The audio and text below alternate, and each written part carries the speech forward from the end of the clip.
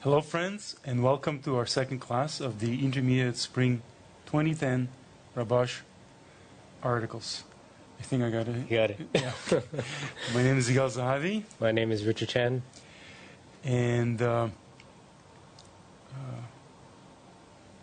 Richard, Yes. before we do everything, Let's do intention, actually. That's You want right. to do intention? Okay. That's what I want. Okay. What do we do next? It's the intention. All right, this is very important. So let's start with the intention. That's right. We do not understand what this power of unity is. The power of unity occurs with each and every one when he wants to merge with the others, connect with the Kli of Adam Harishon through his desire. And this entire system will help us out in this. So if we have even a small desire to unite with it, and we are ready to connect inside of it with our heart and soul as much as we can, then of course that will be enough to enter the stage of the Yobar, which means fetus. And that is a step above Maksum, and that is a spiritual step. Thanks, Richard. As always, please ask as many questions as possible. And Richard, and if you have any questions, ask me also. And I'll ask you questions as well. Okay. Today's article is... What's today's article? It's concerning the importance of society. And it's on page 305 of Kabbalah for the student. Alternatively, if you have the PDF, you can also look on page 305, PDF of the entire book. Or if you have neither, then the link to the specific article is located on the Learning Center scheduled page. Mm-hmm. So today is the second class where we are covering the articles about the group. And last week we got a little introduction about the fact that the spiritual work, all the advancement towards the spiritual, towards the Creator, happens in the group, that you need an environment. And the reason being that you, in order to rebuild this vessel, you have to correct that which was corrupted or broken. Right. And the breaking, the corruption, so to speak, in this world happens specifically in the connection between the parts. Or let me draw it this way. Remember, we had the first initial thought of creation, to create a creature and fill it with the light. We had the actual creature or the vessel filled with infinite light. Out of the sensation of feeling infinity, it felt totally opposite and decided that it was unbearable. Well, not that it decided, it felt it was unbearable. And it restricted itself, and the solution was found. In order to proceed, the solution was to work with a screen, which was to restrict the light, deflect it, and then receive it with the intention to stow. This kind of restriction separated the desires, or isolated or identified the desires into four distinct levels. Keter, Chochma, Bina, Zeranpin, and Malchut. And actually, the last part, the Malchut desire, remained empty, because that desire was so strong, so powerful, that the vessel did not have enough strength. It didn't have a powerful enough masach. This is the masach.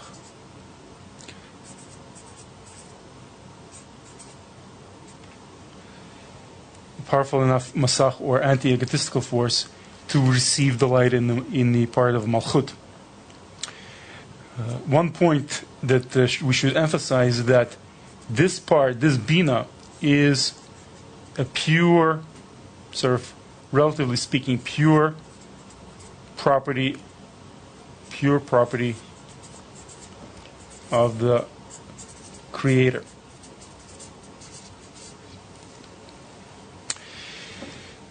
Now,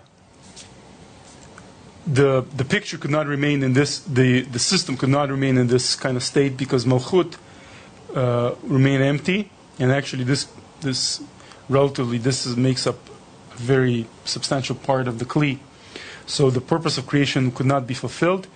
There was an attempt to fill this light. This part didn't work. There was the breaking of the vessels, which was actually very, very important because the way this system was set, the state of the system was that Malchut didn't have any connection with the point of bestowal, with the property of bestowal. It couldn't even fathom what it was to bestow.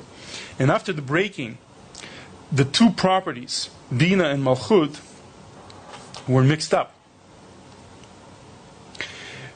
And this gives rise, this mixing up, pure because of the breaking, gives rise to what we call the point in the heart. Okay? The point being that spark of Bina, this property of the Creator, which is desire to bestow. Now, it was corrupted, right? Because there was a breaking of the vessels. So it wanted to bestow in order to receive. And this vessel, this Malchut, which comes from here, is the vessel of reception.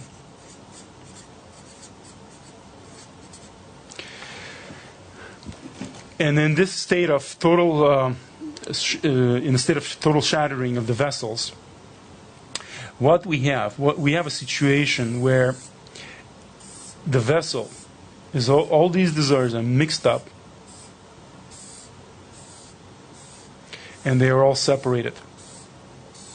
There are walls separating each one of these cells. Is this collection of some qualities, some desires of Malchut, and some desires of Bina. And they are separated because there's no screen. The screen, this Masach, shattered completely. There's no light that can be felt because there's no screen. And therefore, these cells, or souls, if you will, collectively, this is Adam Harishon, the creature. And each one of these is a soul and the point in the heart that cannot see each other or feel each other. We kind of feel each other to the extent that we want to use each other. Right. Okay. But if you're in my way or am I in my way, then you know what's going to happen in this world.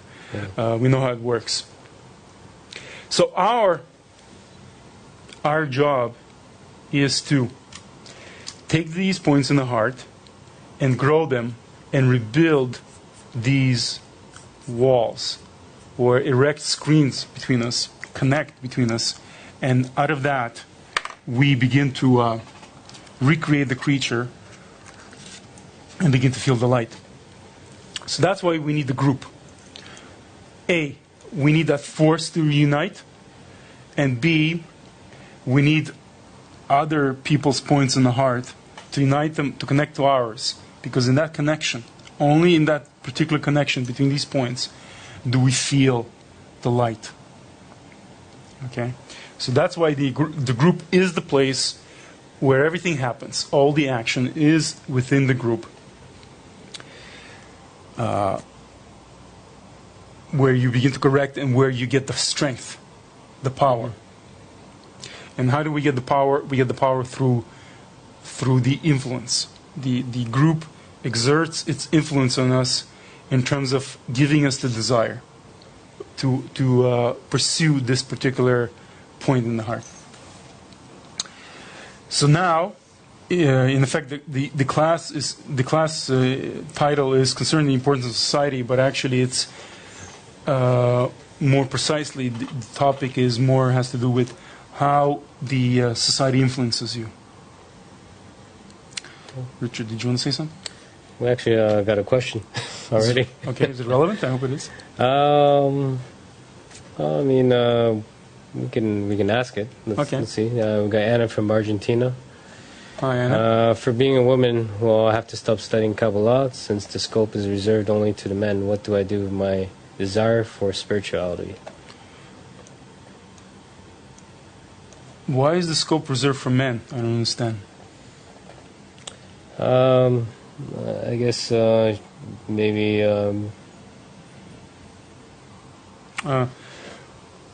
Actually, the group,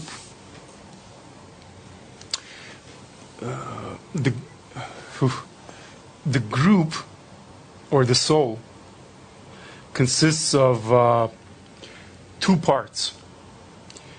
The so-called, I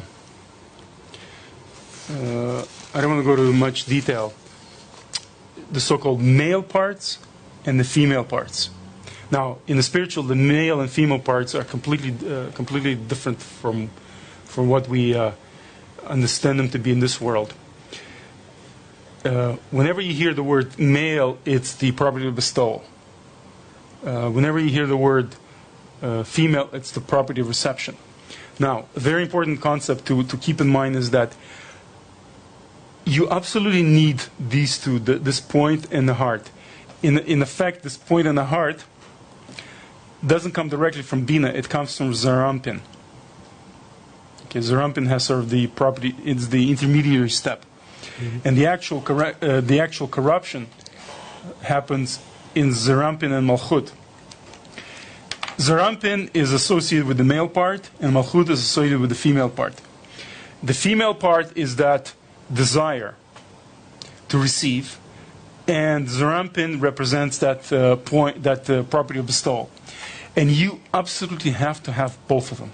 If one of them is missing, if you have just the property of bestowal, then it's pure reception, only egotistical, it can never switch or change its nature in order to be a bestower. Why? Because it needs some kind of a spark, it needs some kind of a start to know what bestowal is. And that's where you have that point. Mm-hmm. On the other hand, if you have just a point in the heart, well, actually, that's an even bigger dead end.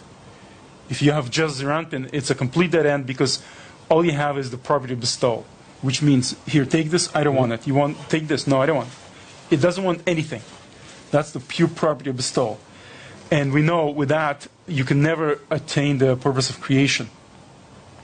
Because the ultimate goal of creation is to receive the abundance that the light wants us to receive. And for that, you need a vessel. You need that heart. Absolutely can't do without it. You might as well just drill it into your head right now. Cannot do without it.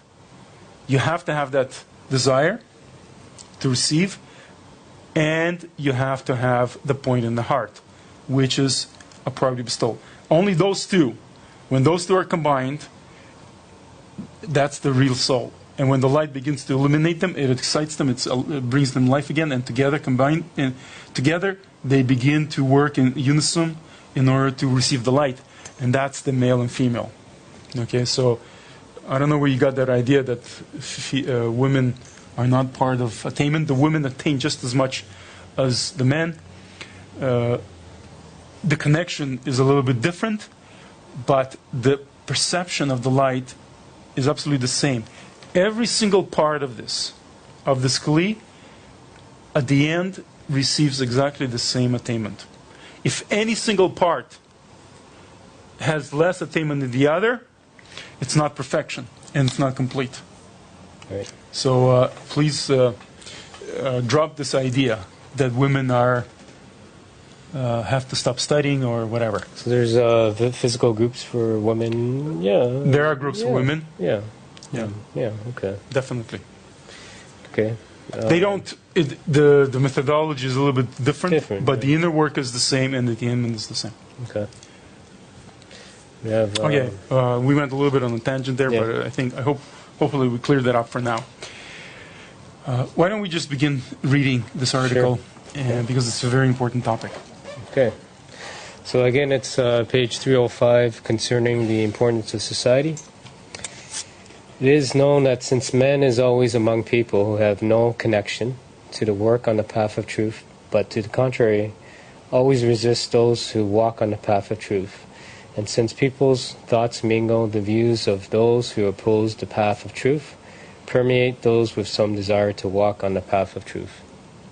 Hence, there is no other counsel but to establish a separate society for themselves, to be their framework, meaning a separate community that does not mingle with other people whose views differ from that society.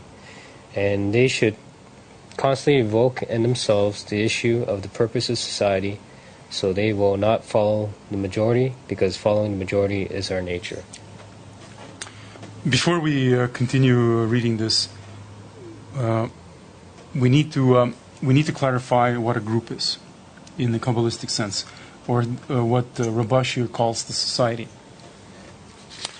Because reading this, one might think, okay, you need to drop everything, pick a group of people, and go live somewhere isolated completely and not be in any communication whatsoever with the outside world. And that's absolutely not what Rabash is saying here. Let's define for ourselves what a Kabbalistic group is. We all live in the corporeal world. Here we are, and we have people around us. Okay?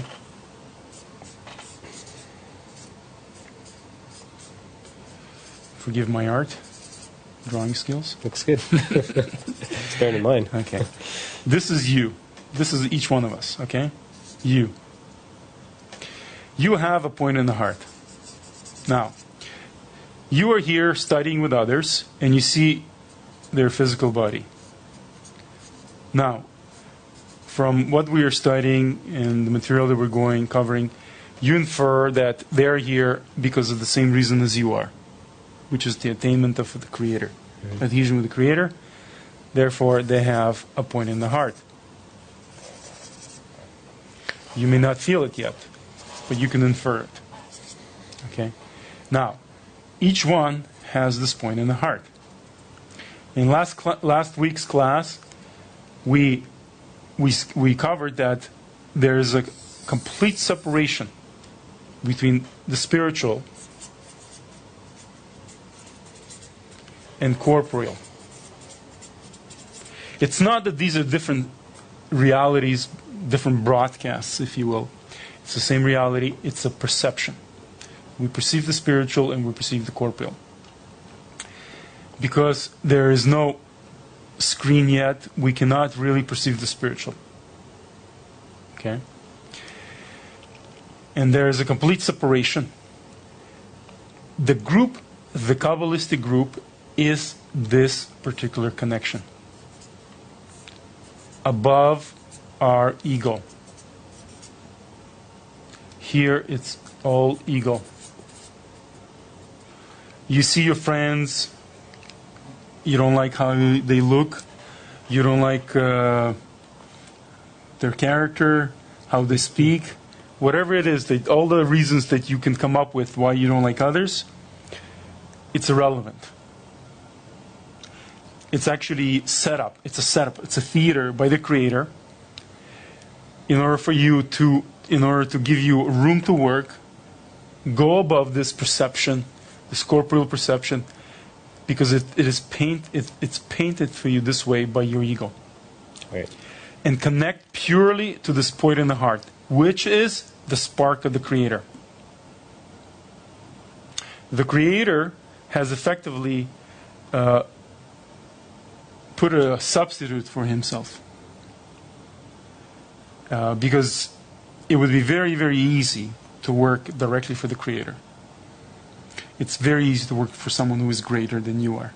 Mm-hmm. Someone that you feel has something to give you, someone who you can expect a reward for if you do them favors.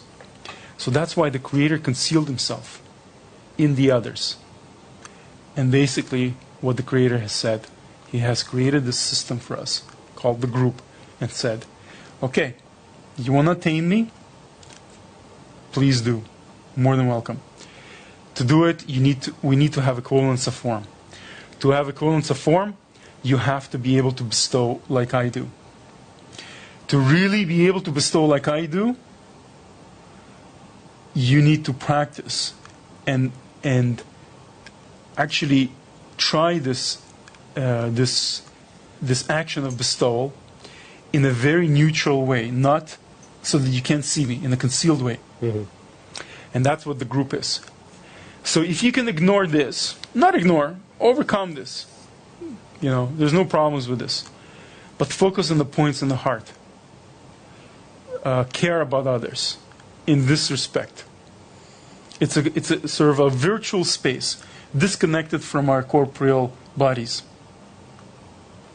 If you can work with these, solely with these, overcome your biases, your inhibitions, your ego, then in effect you are acquiring the property of bestowal.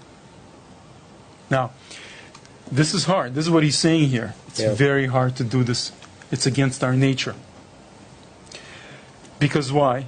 Because we are, from our birth, by the time we can do anything, we've gone through so many different ways that we can be influenced. School, parents, neighborhood, work, television, internet. We get all sorts of ideas, so much baggage, and everything points towards reception. If you really try to bestow, you're considered a wacko, crazy, insane, right? The real bestowal. People come to you and say, "Why are you doing this? It's like a drop in the bucket. You're wasting your time. Just enjoy life while you can." Whatever the arguments are. So that's why it's very, very hard. And you need to find a society that will influence you and tell you, no, actually, this kind of work is worthy. You should do it. Just for its sake. Just for it to acquire the property of bestowal. Just to have that status of the creator for pure altruistic reasons. Right. Otherwise, you cannot do this on your own, Richard. Chime in. This is off topic, but what about babies? Would you say they're closely connected to the creator because they're not influenced at all since they're just born and is it easier for them than rather than, like you said, all the Rav Lightman says usually that eventually the society will develop and they will, and Baal Shalom also writes this in the future generation or the last generation, that eventually society will develop and they will try to pass on they will set an example for their kids, and it will be much easier for the kids to acquire it. Right. But other than that, I think I don't know anything.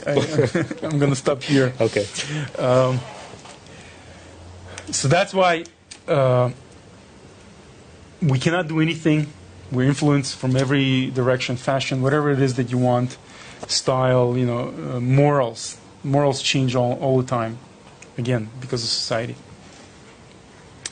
Now, this time, I in order to nail down this concept, we'd like to show you a clip of one of the lessons by Rav Michael Lightman.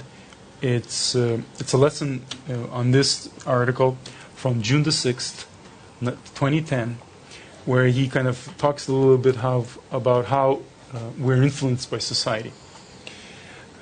So let's run this clip. It's 4.5 minutes, and we'll come back. We'll continue with this class and answer your questions. And as soon as you have any questions, please post them. So we'll see you in about 4 minutes. We can't even imagine to ourselves how much we took our form from our environment. We were born and we were brought into a family, then kindergarten, then school, and all the books and films and music and various influences from outside, the neighborhood, the neighbors, the street. We always saw many examples of how to benefit in the will to receive, because that's how others behaved, and that's what we learned from them. And we never ever received examples for how to do actions of bestowal. And although we were taught about seemingly nice actions of behaving nicely to others, they said that this is good for you, it'll bring you a reward, be a good boy, and so on. Meaning we always received examples. It's our inner programming. We were nourished and programmed with this program of reception. How do I behave in order to always receive and get benefit of reception? And then the habit already turns into a second nature. I can't see or feel things differently. I don't detect reality, and perhaps I would detect reality in different frequencies of bestowal and not of reception. And now I just don't identify these things, because that's is simply how I grew up, and I'm already that. And of course there is a great work of inverting nature here.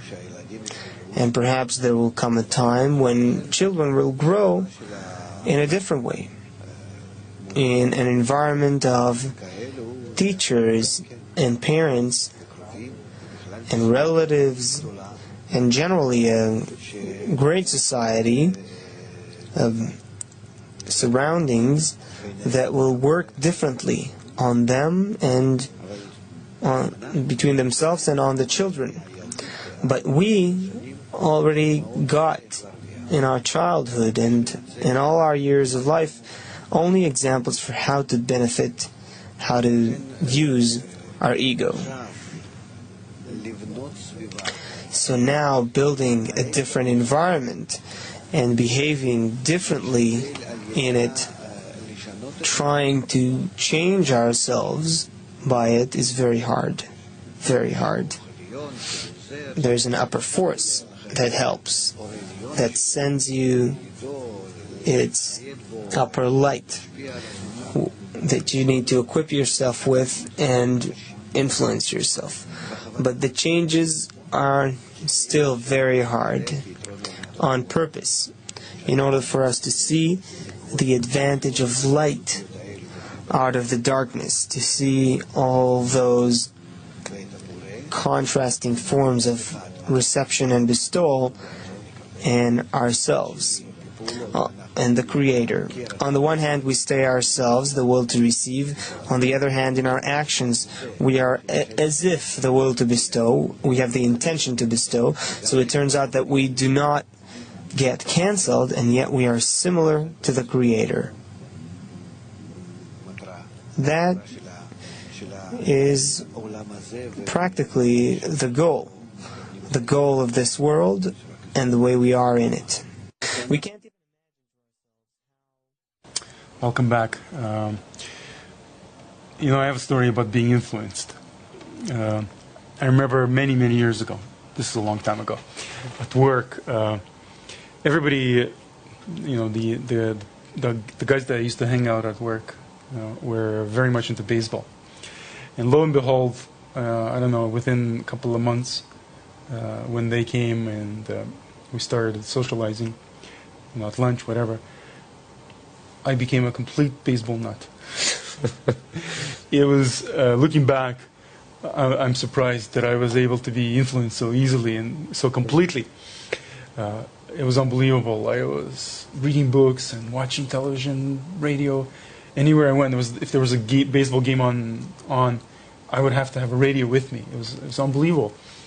And then I noticed something else. When those guys moved on to other jobs, when the last one was gone, within a couple of months, I completely lost all interest in baseball.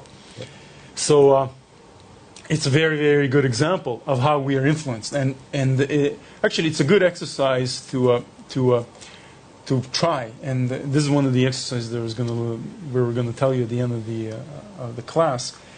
Whenever you are, try to sort of notice how that environment is affecting you. For example, you could be in a shopping mall, and before that you were all creator, da da da. And then you come into the shopping mall, and all of a sudden you want that phone, and you want those running shoes, and you want that. Well, my wife wants that dress, and you just want everything, and you want everything, and you kind of just the environment affects you, and wherever you are, do a little exercise and see where are these desires coming from, and try to see if they're coming from your environment where you are right now. So, in effect, what Rabash is saying is that your group, or if you read the next paragraph for us. Yeah. The society isolates itself from the rest of the people if they have no connection with other people in regards to spiritual matters, and their contact with them is only on corporal matters. They do not mingle with their views, since they have no connection in matters of religion. And religion in this context means attaining this property bestowal. So what Rabash is saying is that the group and this isolation, what it means is that this is the group, this connection of the points, this thought to attain the Creator, to attain the property bestowal. This is what keeps the group going, alive, not these so-called corporeal actions. You can, on the corporeal, you can be connected to other people as well. Work, family. They don't have points in the heart yet. They're still dormant. Mm-hmm. There's no reason to isolate from them on this level. The only isolation is in your thought. So wherever you are, you could be at a baseball game, at a party, on vacation, doing all sorts of, on a hike with your family, whatever it is. You could be in two places simultaneously. There's nothing that says no, that you have to drop everything on the corporeal. Absolutely not. This is not what we're saying. Remember, we're saying to the contrary. We don't work with these corporeal desires. We let it be as before, and we don't actually never eradicate that heart. We only expand the point. We make it bigger, bigger, bigger.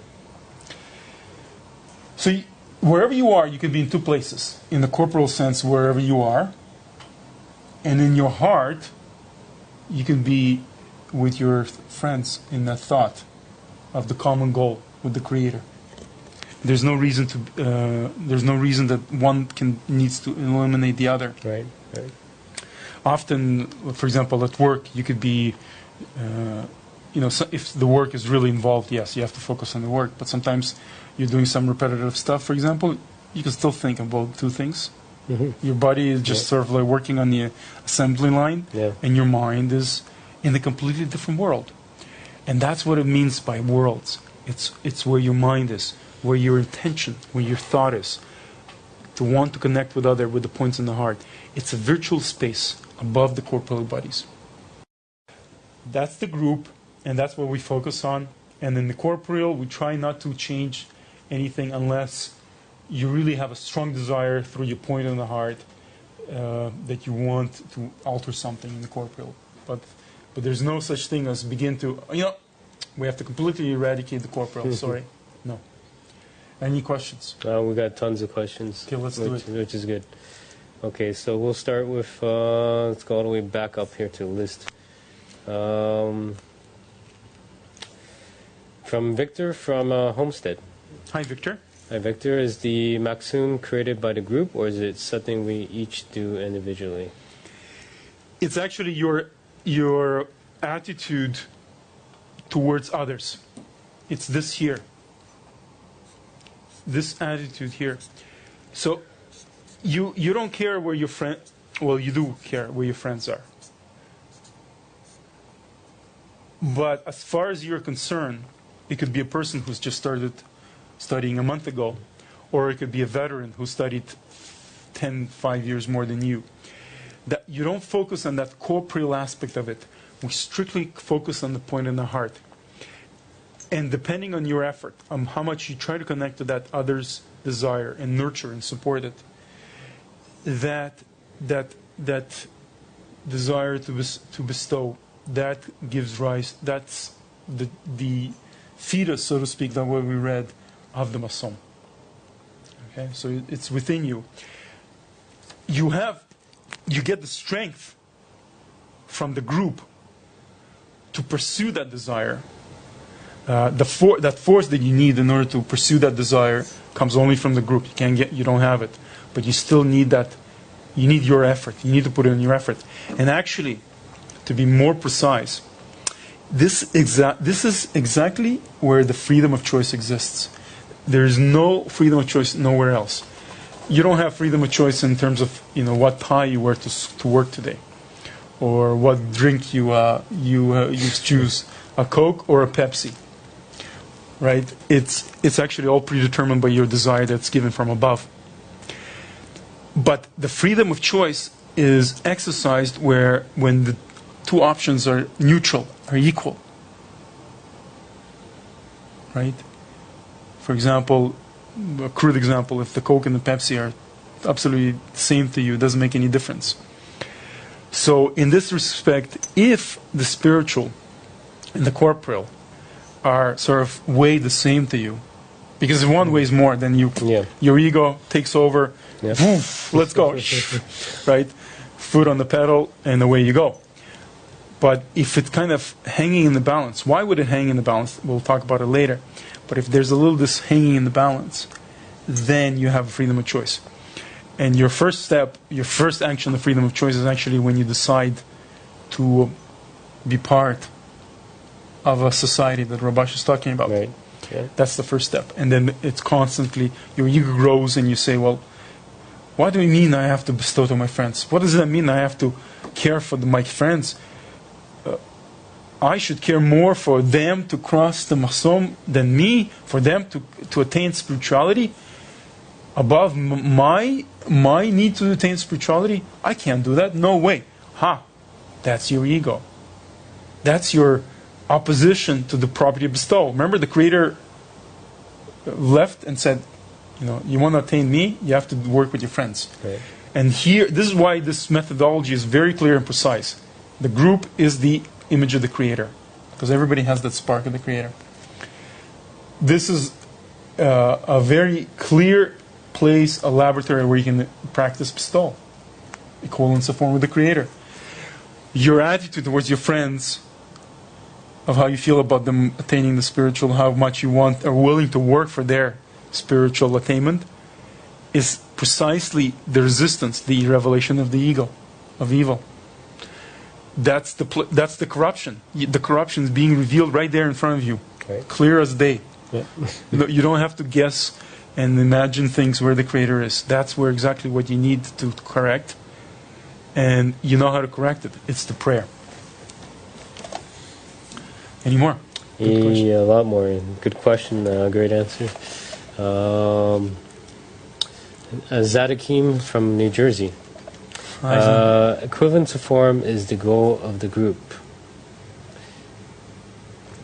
That's a question mark. Is that the goal of the group? Equivalence of the form? The goal, there's a certain conception that, the goal is to be in equivalence, The goal is to attain the Creator, to reach that absolute abundance that the light wants to fill us with. That's the goal. At the end of the day, we have to feel this light, this tremendous, tremendous pleasure from bestowing. Because we've talked about it, how our egotistical vessel is finite. It's impossible to attain the goal of creation. We attain this vessel of abundance, infinite abundance, if we have an intention to bestow above our desires. So our collective goal is to help each other to attain that end goal, purpose of creation, by the means of equivalence of form. So in this laboratory of the group, this is where we come in order to practice bestow, to play that game of bestow, right? We acquire everything through game playing, and to be influenced by the society. Like we just covered a few minutes ago, how we are completely influenced by our surroundings. And we make a conscious decision, yes, I'm influenced, I don't have the strength. I need to put myself in a particular environment that will influence me in the right direction. Right. And that's your freedom of choice. So that's the goal, I think. Yeah. I think it's pretty clear now. Yeah, it is. Okay, we have Victor again from Homestead. The screen seems to be the key to entering spirituality. How do we reject the light in order to develop a screen? And number 2, what exactly do we have to do and how do we do it? Please provide examples. Oh yeah, it's not a corporeal action. It cannot be relayed, and that's why all the Kabbalistic texts talk in this sort of language of roots and branches. It's an actual attainment of a particular quality that cannot be relayed. It's a feeling, a sensation. It's in this, in 2 words.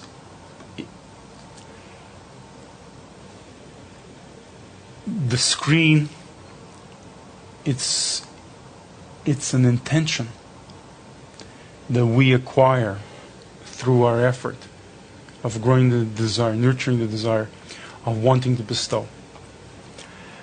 Wanting our friends, those with the points in the heart, to attain the Creator. They cannot attain the Creator if they don't have that force, that strength, that only you can provide to them, and they can provide to you. But you're not so worried about them providing it to you, because that's already sort of an egotistical action. You have to be only concerned with giving them that strength, that inspiration, so that they can work with their points in the heart and reach adhesion with the Creator. And this particular intention of yours, this particular action, is at first it's egotistical in nature, but you know eventually where you're going. But this serious game playing of wanting to bestow is eventually given life from above, depending on your desire to actually reach it. Your seriousness of how you play this game, it's granted. It's opposite to our nature. It's completely opposite. It's not what we expect it to be.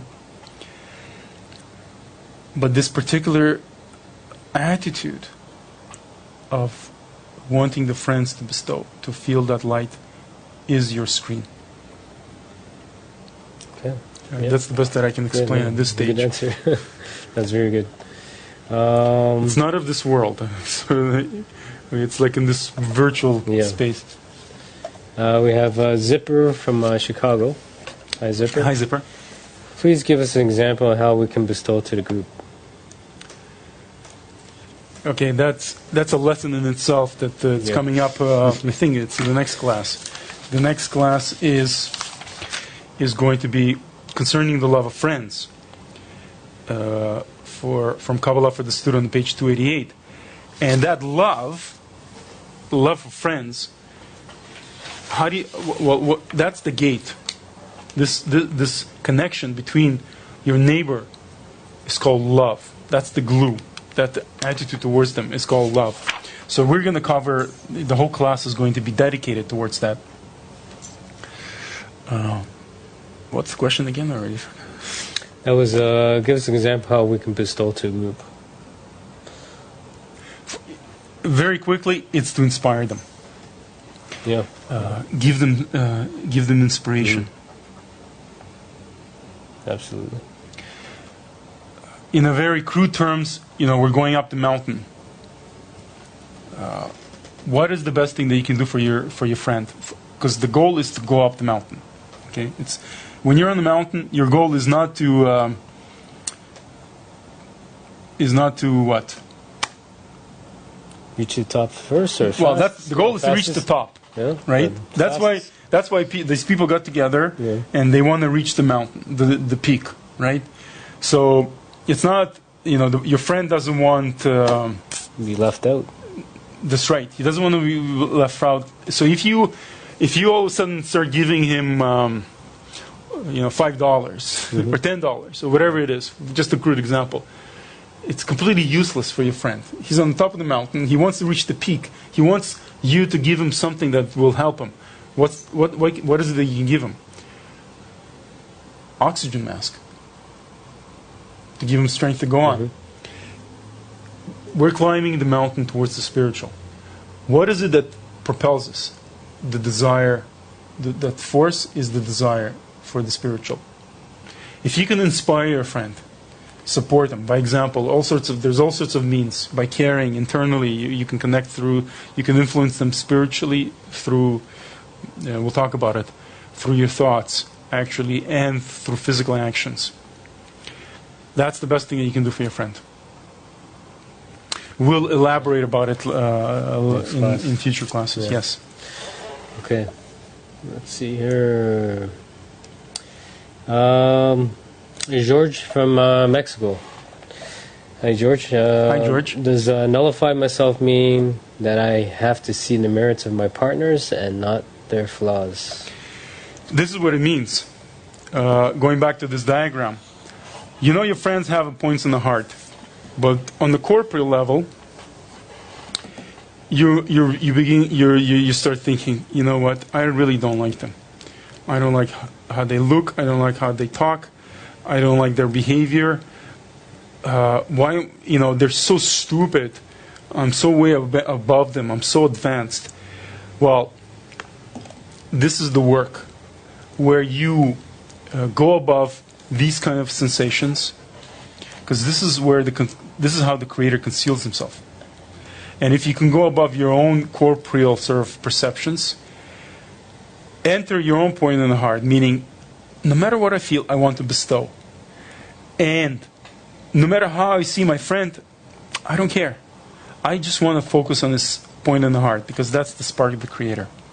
So this is what it means, that you want to see the merits of your friend. Because if he's also in the group, also exerting effort, and even though he may seem the biggest goof to you, it doesn't matter. If he is still in the group and making efforts to attain the Creator, that's all that counts.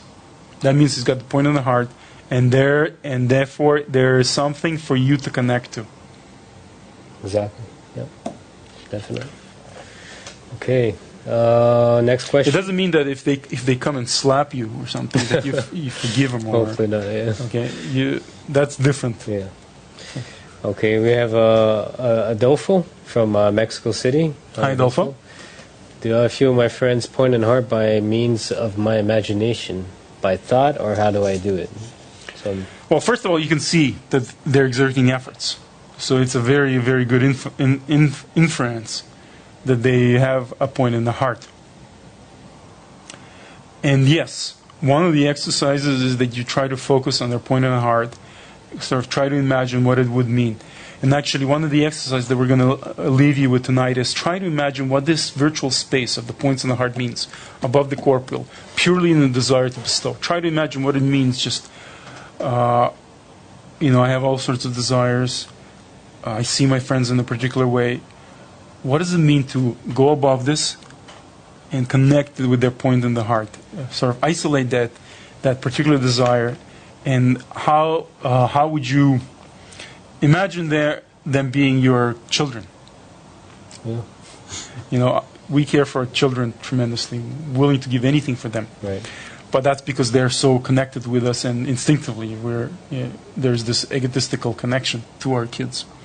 But here you have someone totally separate, right? Again, the Creator is giving you an opportunity to connect in a pure way to Him. So try. Can you work with them as though they were your kids? Mm-hmm. Yeah. As though you were their parent and constantly worrying about them. Okay. Veronica from Mexico. Hi, Veronica. Does the individual's environment prove to our resistance? Does the individual environment is to prove our resistance? The environment is there. The environment, the group, is the laboratory. Where you practice bestow, where you get influenced, where you can measure yourself. That attitude towards your friends. It's a clear indication to you where you stand. You practice bestowal. It's the revelation of the ego. And Rav talked in that clip that everything is done in contrasts. Right. So you need that contrast to reveal the ego first, and then you have work. You know what you need to correct, what you need to work with, and then the prayer comes. And you've heard this many times. The prayer, it's not just lip service, reading a prayer book, every morning, afternoon, and night by rote. Prayer comes from the heart. And of course, the prayer has to be directed into a very precise area. You really need to know what you're praying for. So A, it has to come from the bottom of your heart. B, it has to be in a very precise direction. Otherwise, it doesn't resonate with the light. It's not answered. Right. How does this come about? It only comes about if you actually feel this lack, that you reveal the so-called evil within you. You feel that you're disconnected, and that can only happen within the group. Only out of a discernment.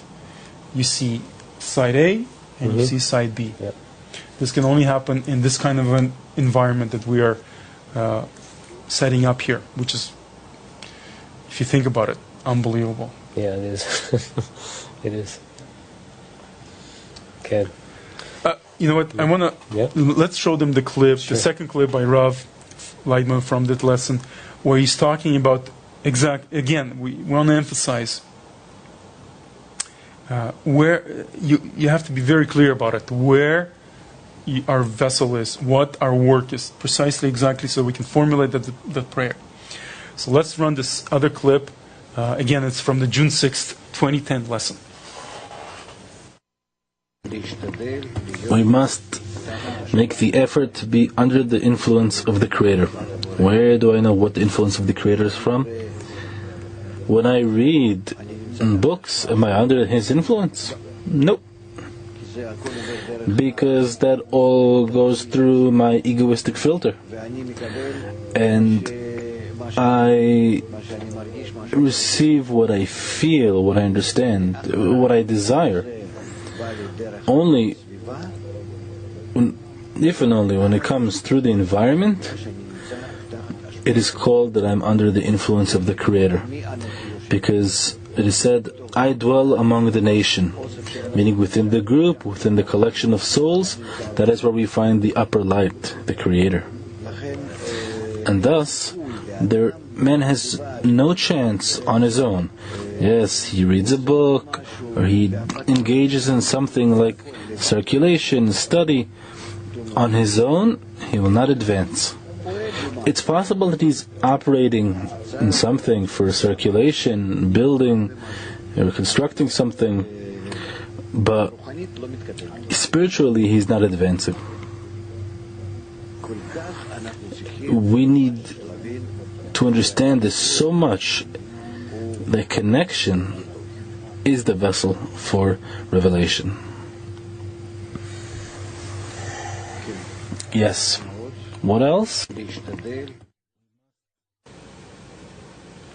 you go. The connection is the vessel for the revelation. Any more questions? A lot maybe more. We should read a little bit more. Yeah, okay, maybe we should. One more paragraph. Okay. But when a person is among religious people and begins to converse and argue with them, he immediately mingles with their views. Their views penetrate his mind below the threshold of his consciousness to such an extent that he will not be able to discern that these are not his own views, but what he received from the people he connected with. Okay, what Rabash is saying is that you have to be careful that you don't deal with groups whose what does he call it? Views? Or views are very, very close here. For example, there's certain religious circles in Judaism that they use the same thing very close. It's very hard to distinguish. Right. But it's all sort of within the ego. It's still trying to correct your character or sort of external qualities. Right. Being polite, pious, not to eat too much, but sort of uses the same terminology, sort of, yes, I love you, but there isn't that connection on the among the points in the heart. We'll elaborate a little bit more about this. So that's the most dangerous. You can have many other groups. If the farther they are removed from this, the less danger there is for you to associate with them. And Baal Salam, he brings an example in one of the articles here. For example, you could be a tailor, and if you connect with, and you could, you may have very high standards for the work that you do, workmanship. Mm-hmm. Yep. But if you associate yourself with a group of tailors who disregard the quality, for them quality is not important. They just want to get the product out and make the money. Well, in no time you will be influenced and you will be dragged down along with them if you're part of that group. Right. Because there is a certain connection. Yep. But if you associate with bad shoemakers, right? You don't really know much about it. There isn't that much connection. So if they're bad, they can't really influence you, and you can retain your high standards for your profession. So that's what he means. You can, on the corporeal, you can associate with anybody you want. Religious organizations, cultural organizations, no problem whatsoever. As soon as they approach in their inner thoughts and views as close as possible to this, but really never enter it, then there is the danger. Right. Okay, and there was actually a question from the website in one of the supplementary links. This person, his name is Eugene Lulu. He read the summary of this article and he left this comment. I was reading the article Dr. Lightman's summary of Rabash's article concerning the importance of society. And I have a few questions. I get the impression that Dr. Lightman wants me to leave my religion, Christianity, since it's society that seems to be in the way of my studying Kabbalah. I thought that it didn't matter what religion you belong to since Kabbalah is not a religion, and now I have read that one must separate himself from the group that teaches contrary to the wisdom of Kabbalah. Please help me understand what the article is really saying, as I'm a little confused about it. And then there was another comment by William Van Utrecht, who says, excellent questions.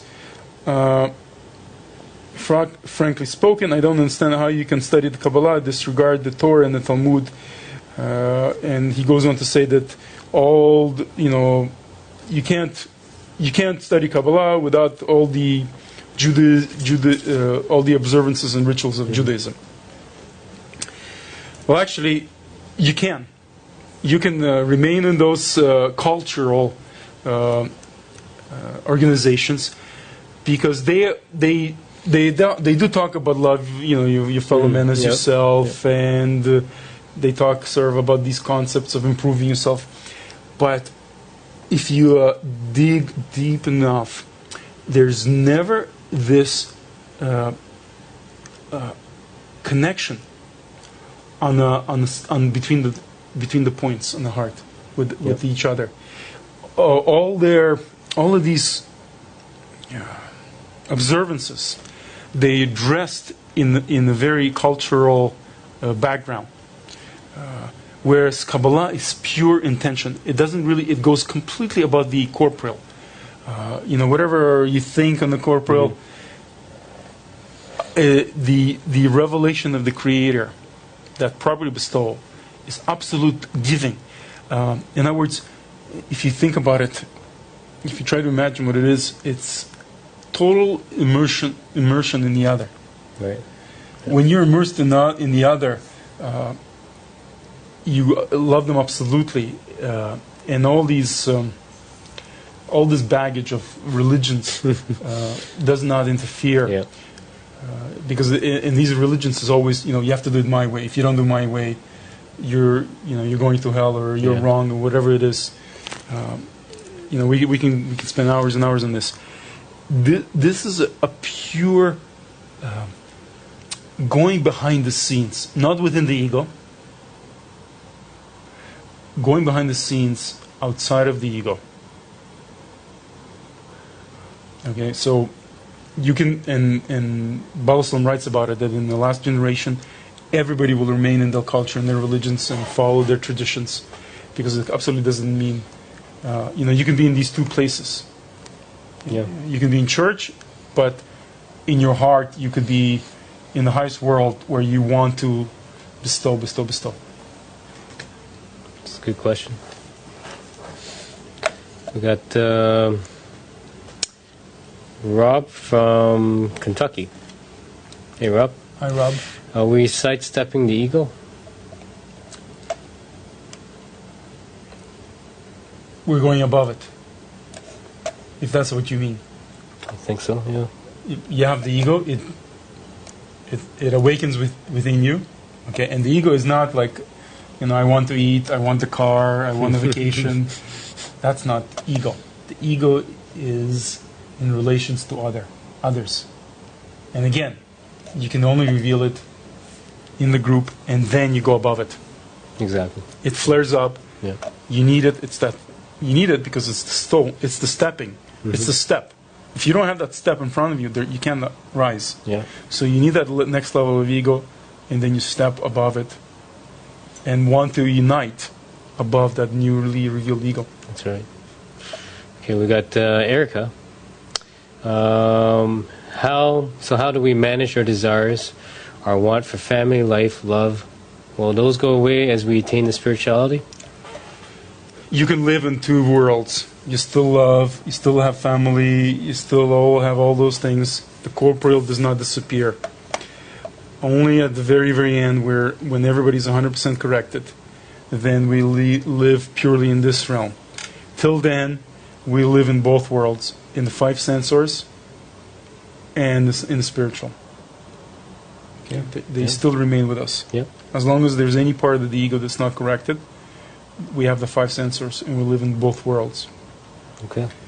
I have this example that I like to use. It's like when the dog owner takes his dog out for a walk. The dog wants to go there, sniff there, play with other dogs, and you're on the leash. That's fine. Let the dog play. Why not? But you sort of control it, and you can live in both worlds. You can be sort of associated with the dog, and you can be on that higher level, on the human level as well. Yeah. Okay. So we have Aneth from Arizona. This will be the last question because we have a lot of announcements. Okay. Is this connection with the group more of a spiritual thing, more that of physical? So is the correction a spiritual attribute rather than physical? Do we recognize it as an individual? So is the connection with the group more of a spiritual thing than physical? Yes, it's a spiritual connection. That's why we say that it really doesn't matter where you live in the world. You can connect by the internet and get that energy from the lesson, and throughout the day you could be in that thought with other friends. And of course, there are other actions that you need to be involved in, a little bit of dissemination. Studying together, there's a few actions in the corporeal that sort of help you. They're the roots in order to help you in the spiritual. But it's all directed in order to assist you to focus on this particular connection here with the other points in the heart. I think there's another part question to that. So is the correction a spiritual attribute rather than physical? Yes. Yes.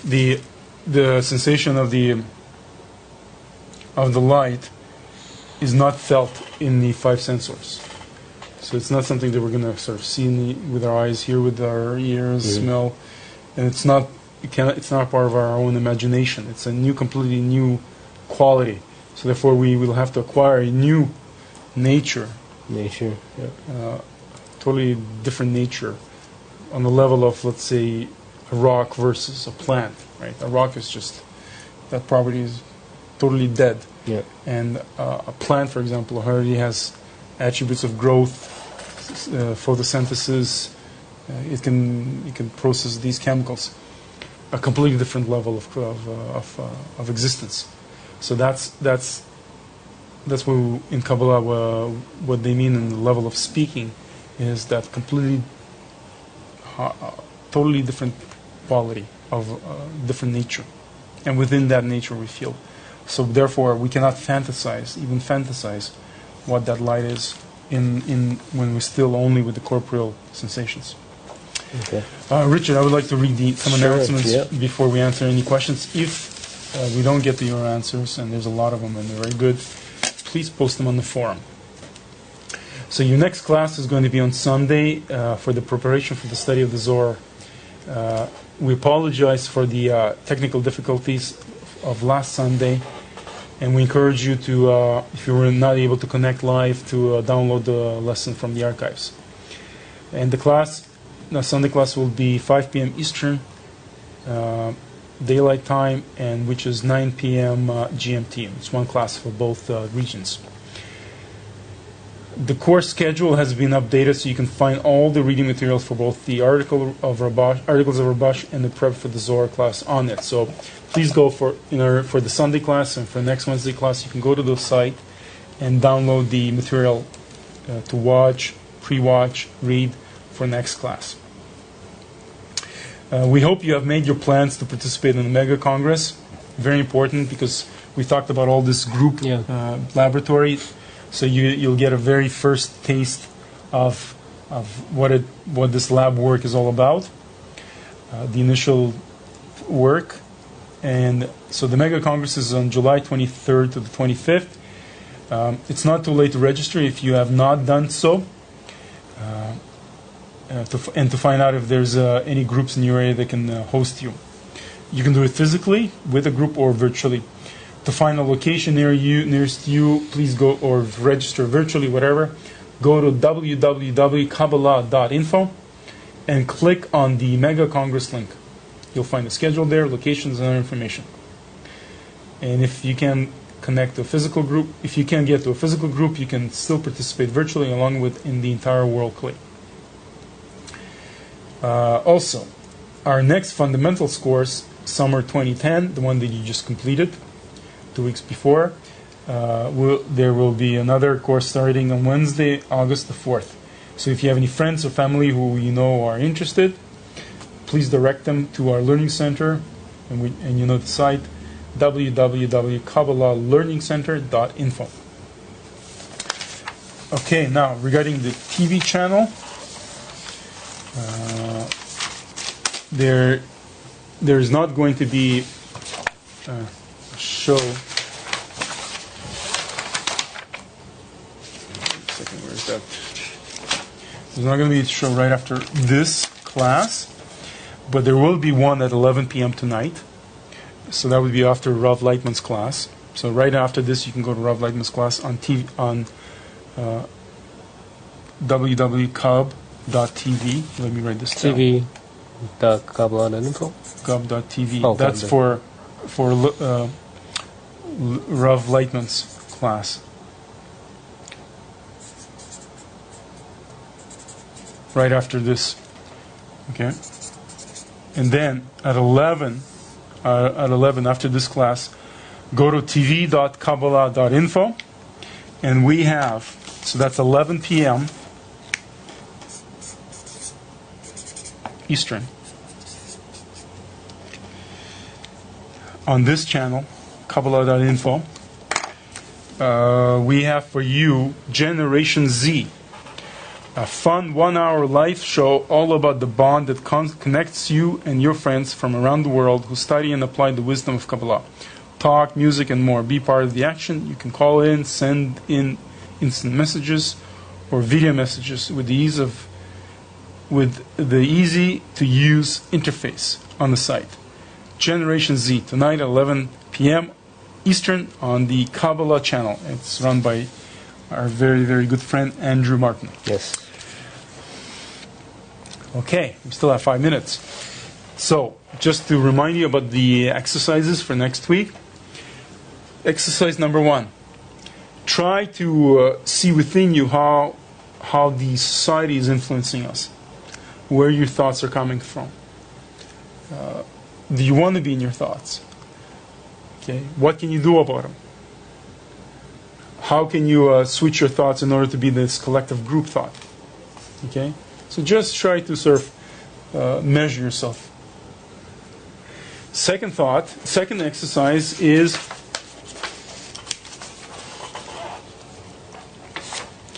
try to imagine what this virtual space of points in the heart above the corporeal, how would it would feel without the corporeal body?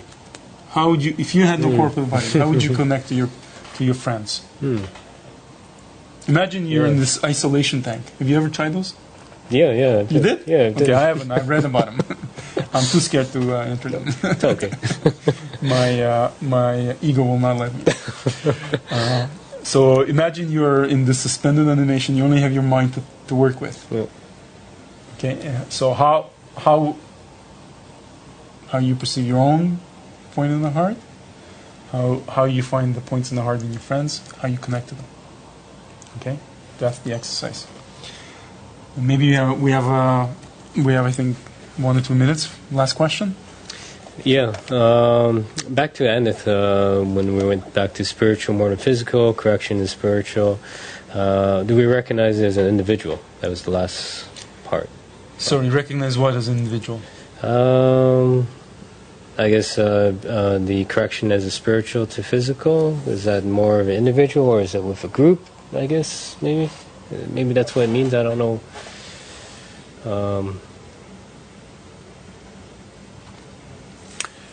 Well, the ego, which you have in your individuality, so to speak, is there. It's what you feel from the ego, and it's always there. It remains with you, but as a contrast, as something that weighs you down. But you go above it, and you connect, or you reveal actually that you are part of this huge collective, and you sort of feel everybody else as your own part. So in a sense, you sort of keep your individuality, but go above it, and feel this connections with others. Yeah. So hope that's. I think sounds like that was the question was just Aneth was asking for. Yeah. Okay. Okay. We got. Thank you, friends, greatly for your great questions, inspiring desires, and sharing your points with us. And don't forget about your class on Sunday, and we'll see you next Wednesday. Good night. Thank you. Good night.